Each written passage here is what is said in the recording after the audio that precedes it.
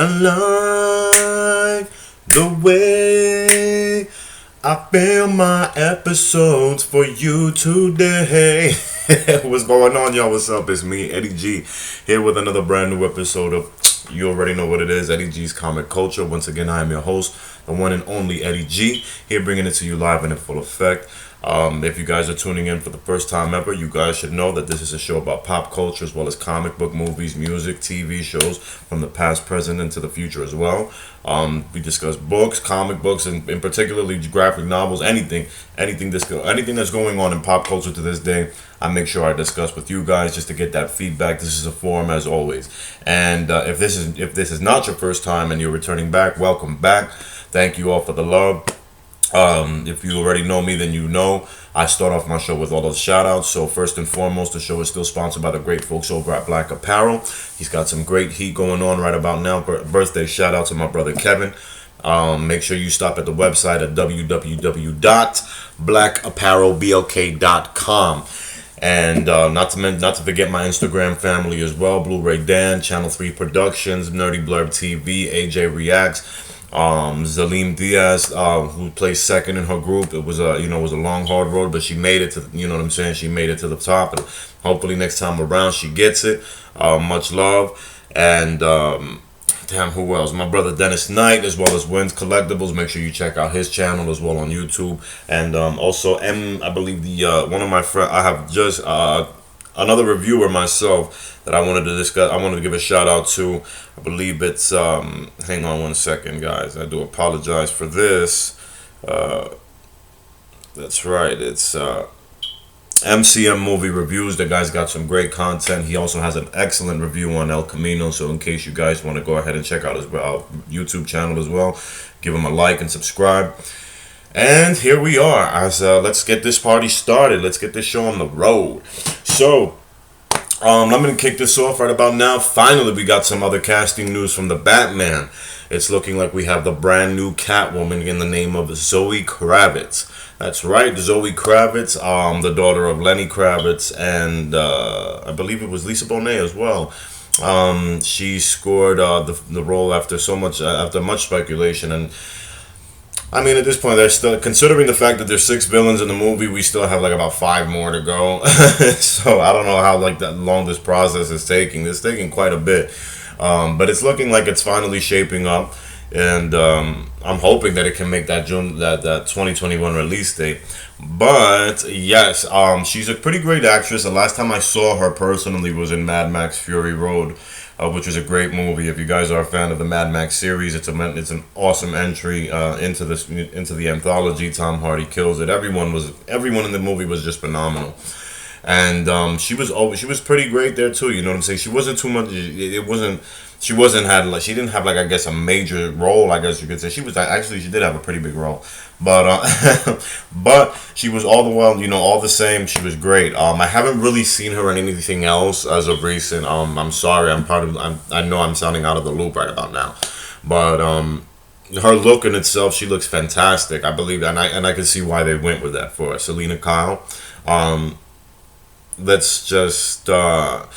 I'm hoping to see some. I don't know what they're gonna do as far as her outfit is concerned, her costume. I don't know if they're gonna go with anything classic. Catwoman's costume never really changes, anyways. Honestly, with the exception of maybe Anne Hathaway on screen when she had. And Anne Hathaway's was kind of more to me. I don't know. To me, her costume for Catwoman was more like a callback to the Julie Newmar, days. So who knows? But yes, it's actually pretty exciting for the fact that she's actually cast in the film. As far as the others are concerned, I don't know what's going to happen with the Riddler, and I keep hearing Jonah Hill's name being tossed around a lot, but nothing has been solid. Nothing else has been announced by the studio so far. It's looking pretty great though. It's looking like it's finally shaping up, and as I said, I have a lot of hopes in this film. I have a lot of hopes for this film, and it's looking, I guess they're just I don't know. I'm thinking at this point that the fact that maybe Warner Brothers is actually holding some things back with the exception of what's been going on recently behind the scenes with them. So I guess that's kind of the reason why they're taking their time to actually announce these characters being cast already. But I would imagine soon enough we should be getting shortly, very, because the filming is supposed to be taking place very soon. So I imagine we should be getting some kind of news very, within the next coming month, within the next month or two, I imagine, for more castings for the other roles, especially for Firefly and the Riddler. But like I said, I was just talking to my friend last night, and I don't know how I don't know how Matt Reeves is gonna really handle putting six villains on the screen at the same time, but hopefully he's gonna pull it off. I mean, I don't have any doubt in my mind that he will pull it off, considering Planet of the Apes was a great film for me. He closed out that trilogy very well with that one, and I wonder if we're actually gonna see some more news regarding, like, are they gonna? My question is, are they gonna keep the same aesthetic, or is it gonna change? Is Batman's costume, is Pattinson's Batman costume gonna be the same as Affleck's, or, well, not obviously not, but are they gonna keep it in that same kind of, like, the same vibe as the original comic? Because I appreciated Ben Affleck's costume. That was one of the best things about his his performance as Batman. Honestly, the costume in itself actually performed better than Affleck did.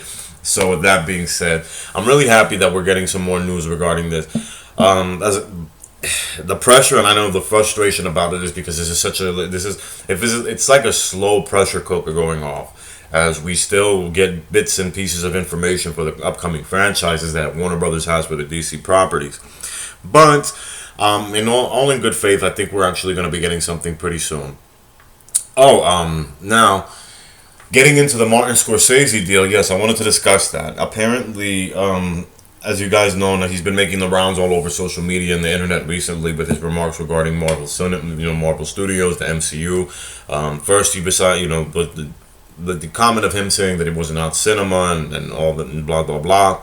And in all honesty, he's really like I said before, the man is a legend in filmmaking, so he's really entitled to his opinion. Nobody can really tell him anything else out there. I mean, as far as his repertoire and his resume is concerned, it's really impeccable.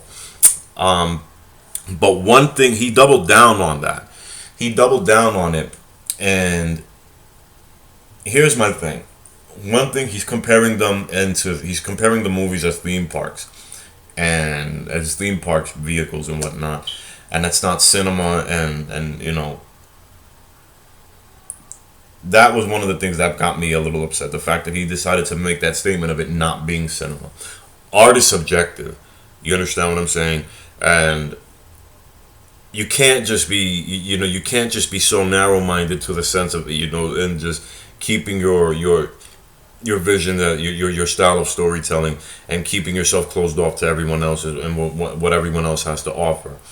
And with that being said, like I said, he is entitled to his opinion, but as far as degrading a certain genre because it doesn't align with his views of what is art, especially himself when he hasn't seen or indulged in any of those films, it's really just meaningless banter to me. Like, I really don't like. At that point, it really got me, like, it was just whatever. I was like, okay, that was one of the times I thought that was kind of a swipe.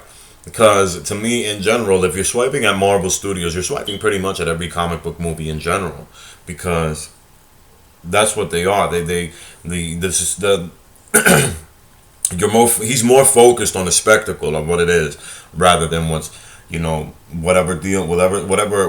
whatever substance is offered into the movies, which really, that's just really ignorant to me. It comes off of that. But then he decides to continue with a statement of theater owners should take a stand and step up. All right. I think now it's safe to say that the criticism is driving into crazy town, because this is just coming shortly off of the fact that Jennifer Aniston made her remarks as well. And one thing that the similarity is that when Jennifer Aniston said that she wanted to make she wished that the era of films like Meg Ryan's, and Mel Brooks and those style of films were to come back again, and blah blah, and then Scorsese's remarks regarding the MCU not being cinema. I'm gonna be real. Let's be serious here. Making a demand and saying that the theater owner should step up is asinine. That's just completely asinine. There's no reason, there's no merit to even say that, because it is a business. Despite the fact that yes, it is an art form, filmmaking is an art form. That cannot be argued. You can never contest that. However, it is a business, and in order for those films to be in order for those films to be produced, excuse me, the money has to be made. There has to be a profit. There has to be a financial gain and motive for the studio in itself to spend more money on other projects as well. Now, the thing that I hear from when I look at the comments from both Jennifer Aniston and Martin Scorsese, excuse me, it's more of a whole ordeal of them trying to get back a certain an era that is long gone. And in all honesty, and it's literally the truth. That era of filmmaking is completely long gone. Now, Martin Scorsese has got a lot of hits. I mean, he's got classic films as far as Mean Streets, Goodfellas, Taxi Driver, quite a few. Oh my God, I can't even come up with a. He's got a bunch. The Departed and so on, The Wolf of Wall Street, and all of those movies, with the exception of maybe Wolf of Wall Street and so on, and The Departed, those films aren't really making. They're not box office breakers like that. Do you understand? Unless there's a certain leading actor that's actually gonna that's just, you know, that guarantees butts and seats into the theaters, there's no way that you're gonna have a guaranteed hit on that hand. Which is the reason why a lot of these films are being actually, you know, they're instead of them debuting into cinemas, they're putting them on streaming services, and it makes a lot of sense, because in all honesty, who the hell is going to spend anywhere from $12 to $20 to $30 to see a Martin Scorsese pick an IMAX? You know, and I wouldn't do that, and that's stupid. I mean, and if I do, there better be some sort of a cinematic, you know, climax in that shit. Like, it better be like a fucking shootout, like in the same form of, like, in the style of Heat from Michael Mann, with the first time we saw De Niro and Pacino together, you know. So, with that being said, like, that is ridiculous. Like, you know what I'm saying? The request that he made, it's already coming off to me like, okay, his age is starting to show, and he's having a little bit of his senility starting to come out, because no one in their right mind is going to do that. No theater chain is going to do that. They are not going to close themselves down from losing millions of dollars for potential films that are going to rake in money for them, just for the sake of just for the sake of one legendary director who's not enough to. I'm sorry. You're not enough. Your shit's just not enough to keep the business going, buddy, as much as you like to be. And as far as Jennifer Aniston's concerned, who didn't really say anything degrading to the universe, but let's just be serious here. How many rom-coms has she made since Friends finished? How many of those rom-coms are pretty much the same shit that she's been doing since Friends? Honestly, she just branched her character of Rachel off into and morphed them into different characters. Now she's doing movies with Adam Sandler. You know, I mean, let's get real here. As I said before, the box office of today is nothing like the box office of 20 years ago. So where do I take some of these hopes and wishes from these actors a little serious? No, of course not, because apparently this, it's pretty much it for that. You know what I'm saying? Like, it's pretty much it at that point. Now, with that being said, do I hope that they get to change their mind in the future? Absolutely. You know, I would love to see them, do something. I wouldn't mind seeing either one of them actually dabbling into the universe, as long as it's done in moderation and it's not over the top and stupid, but why would you alienate yourself from working?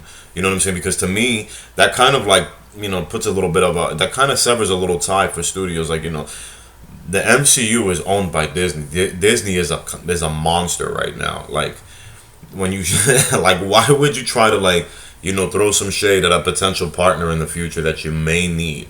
I don't know. It just seems ridiculous to me. So with that being said, speaking of the MCU, it looks like Deadpool. Ryan Reynolds has finally confirmed that talks with Marvel Studios have begun. They are working on quite a few things. I don't know how true I don't know how true these are, because you know how Ryan Reynolds is, and he likes to throw a lot of jokes around in his social media. So he did make it, but he made a lot of mentioning about, he mentioned Spider-Man and X-Men and so on and so forth, which got me pretty hyped. Astonishingly enough, a few fans on a website that I frequent weren't too keen about Ryan Reynolds' Deadpool joining the MCU, because of the fact that they didn't want an R-rated character franchise into the cinema, even though they were all pulling for Deadpool to go back to PG-13, which was, their argument I didn't really, I couldn't resonate with that, considering the fact that Deadpool was always a mature reader character, just because of his jokes, and the content, the humor in itself is really not meant for children anyway. So it doesn't really make sense to keep the character in the PG-13 mind realm, in that PG-13 realm, and especially when it's already proven lucrative as an R-rated franchise. And great news, I gotta crack this back, man. Kevin Feige is actually taking back. He's been promoted as Marvel's the CCO, so he's actually handling few things now. He's actually taking care of Marvel Television, Marvel Films. He's actually going off on the publications as well, which I'm hoping he does a great job at, because it's let's face it, Marvel Comics needs to get Marvel Comics. Their movies are great. The comics have been pretty lackluster. I saw a trailer earlier today for Jonathan Hickman's run on the X-Men that's about to begin, and I'm excited for that. And I'm hoping that they bring that to the forefront as well. But quite a bit, a lot of the Marvel books haven't really been taking off like that. So that being said, I'm really putting my faith in Kevin Feige right about now for him to actually change, course for the comics. And but it's really great news so far for that. But yeah. So that's about it so far. I just wanted to make a quick announcement on this and talk to you guys about it. And if you have any questions, you guys already know what's up. Hit that button. Make sure you hit that subscribe. Turn on the notifications if you have any questions. If you agree with me, do you disagree with me? What's your opinion on what's going on with everything that we discussed on this episode? I would love to hear the feedback from you guys. So until then, see you guys around. Make sure you stay safe. Be cool. Peace.